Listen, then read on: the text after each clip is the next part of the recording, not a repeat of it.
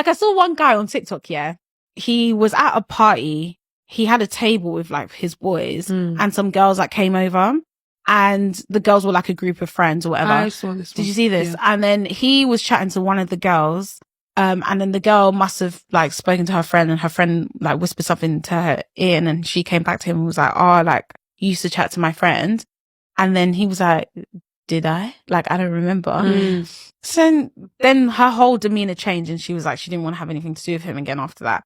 He went back the next day and went to go and check what the talking was. It was literally all of what, like, she sent one sentence. He sent one sentence, like a response to her story. She sent one sentence, and then that was literally it. Yeah. Like, I think if we aggregate the words of like the two it was like 7 words. And then it was kind of like, oh, now because back then, like, you didn't reply to his last message or whatever, but now because you can see that he's moving to your friend and your friend is feeling it, all of a sudden you're like, oh, I used to chat to him. You're trying to like, do you know what I'm trying to say? But my thing is like, if you had it doesn't even necessarily have to be emotional intelligence, but if you knew you were feeling him, you should have just stood on business then. Like, why is it now that you have to watch him move to your friend and your friend is actually on it, that you have to now that's possessive destroy behavior. the whole thing? Yeah, that's possessive behavior for sure. Some girls are really like that. That's what I'm trying to say. Like that. That's possessive. Oh yeah, It's like, I checked him. No, you did not. There's a man in the comments that said, in church, I moved to this girl and she said nothing back to me and avoided me completely. Honestly, I thought there was something wrong with me. Fast forward, I was speaking to another girl in church after service and we were having a good conversation because she was smiling and laughing, which I had no idea she was friends with her.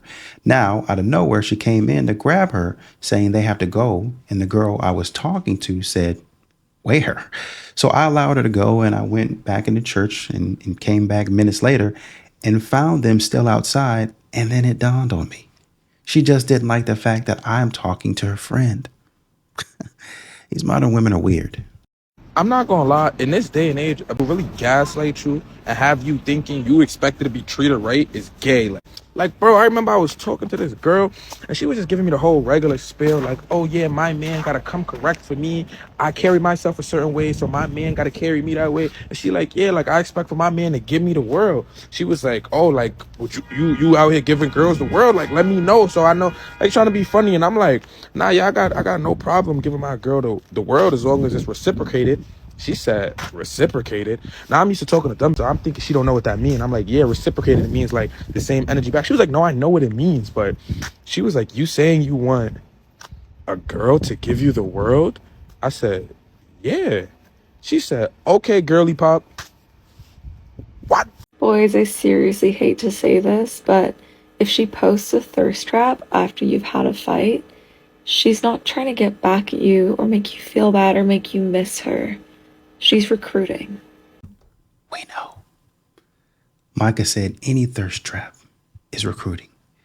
And for y'all that like to, oh, I posted something tasteful, that means maybe my behind wasn't showing fully or maybe my chest wasn't showing fully, but I got a little peek and, I bend down just a little bit so you can see what I've got to offer.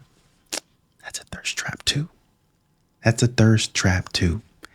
Y'all doing this and men been knowing y'all doing it, but you think you're slick. You're not.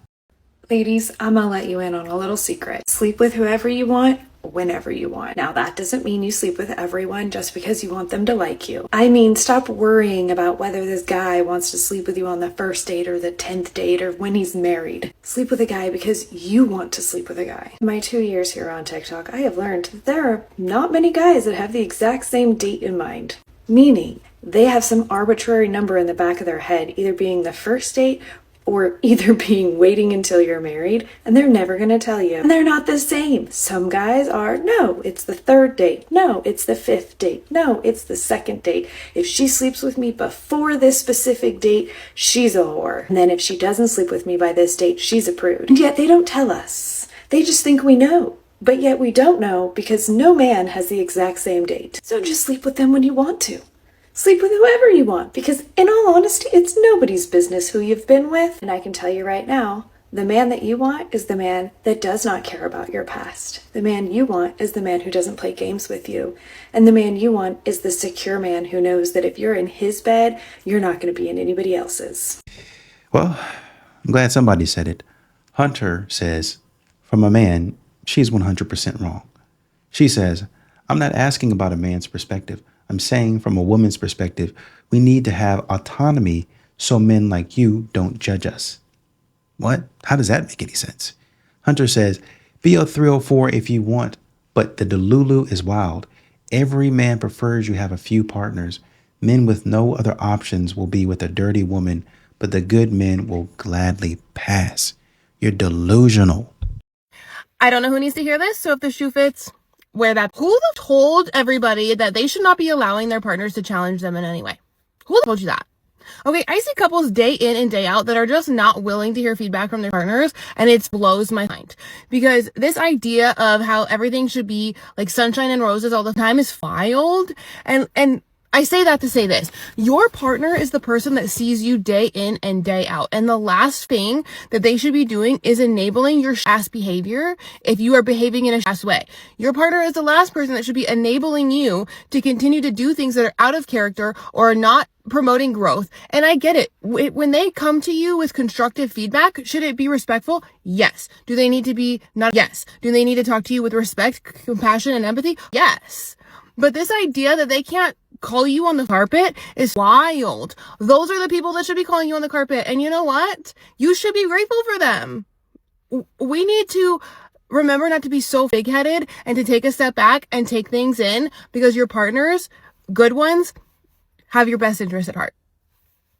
This is a message to young men and young men only. I know that when it comes to women and dating, for some reason, y'all don't like to listen to women. You rather listen to a bald spit all over a podcast mic. But take it from somebody that's taking collegiate level sociology classes. You're much better off listening to us than those angry, unloved men that be spitting all over the podcast mics. Okay? It is a fact, a statistical researched fact, that the happiest men are married men, men in long-term relationships. Do not listen to these men that tell you women have nothing to offer you, that they bring nothing to the table, that they bring no value. There's a reason why they sound so angry and hurt when they get to talking about women on those podcasts. It's because they're lonely. What are the stats? What are the facts? They'll tell you that women only want you for your money. No, women only want them for their money, because obviously if you listen to how they speak about women, money is all they have to offer women. They cannot offer a pleasant personality. They cannot offer love and respect. They can literally only offer women money. So women will only use them for their money. If you are a good man that treats women with respect, they won't care about how much money you have.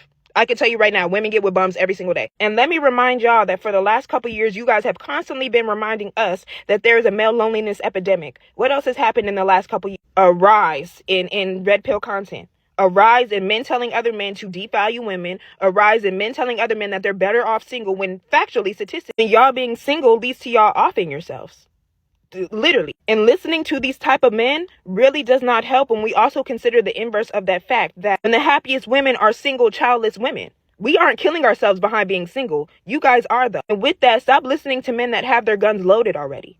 Misery loves company, and they want you to be just as miserable as they are. They are too disgusting as people to find love, and therefore are telling other men that love isn't worth it. When for a lot of men, a relationship does equate to happiness. It does. Y'all giving up relationships because you don't want to give women the love, value, respect, attention, time that they deserve is literally doing y'all a disservice more than it's doing women a disservice. Because again, factually, we will die happy without you. We're more likely to die happy without you. That is the complete opposite for you. And I'm saying this out of love and care. It is love month. Everybody deserves love. Y'all too. But you're not going to get it if you keep listening to these men and adopting these minds. Statistically, they're going to end up offing themselves due to being sick, or dying alone in a retirement home because women, caretakers, only, again, want to be around them for money. Those nurses there for a check. Or dying in bed next to a, rest in peace, Kevin Samuel. Fellas, I want you to understand that you've been dead wrong in your feelings. And I want you to, as you watch these next 4 or 5 clips, to really search yourself, examine your hearts, and understand that what she just said was 100% factual. Men are very, very happy in marriage. It's the happiest that you'll ever be. There is no reason for you not to want to get married. If you don't, you're going to end up dying alone like the Godfather himself, and then your reputation after you are gone is tarnished. Let me show you some clips of what you should be excited for and what you should look for. Take a listen. You are allowed to leave your perfect husband. You are allowed to end a relationship with a really great boyfriend. The kind of guy that all your friends and family love. They say you're so lucky to have found him. He checks all the boxes and he really cares about you. The guilt and shame from wanting to leave a man that is good but not the one, it can be debilitating. I know, because I left a 12-year relationship with a good but not the one for me man. But here's the thing, staying with them is worse for them. Leaving a good man. Now that's hard. It's easy when they're an asshole to you or they really hurt you. It's actually easier to move on because you're upset, and sometimes that upset or that rage can give you power to move on. But what happens when you're with a good man but you feel unsatisfied and you want to leave but you're scared to leave because you're worried you're not going to find something better? No one talks about divorcing a good guy. I've been divorced twice, both of which were my decision, and neither one of them were me or cheating on me. So there's this video of this girl going around saying how she broke up with this guy that was a really good guy, but that he just wasn't her husband. And it has a lot of people, well, I guess I would say men, up in arms about it. But I want to say that I totally agree with everything she said in that video. So the nice guy video. It's okay to leave the nice guy. Nobody talks about leaving the nice guy. That was my video. And it disrupted the world apparently, because we all like to live in this illusion that we don't leave the nice person. Men don't leave the nice girl. Girls don't leave the nice guy, because nice is enough.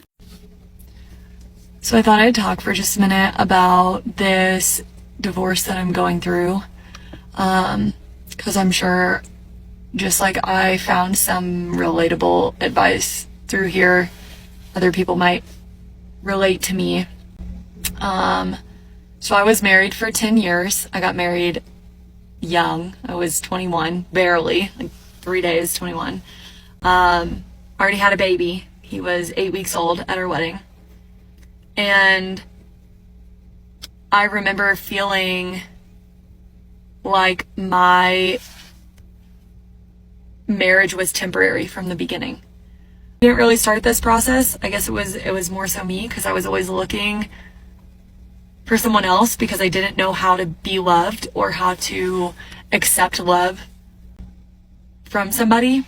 And so while he was fighting for me, I was pushing him away. I left the good guy. I'm going to go out on a limb and say that I think men are okay being single and not getting married with this type of foolishness or whatever it was that she was talking about a minute ago.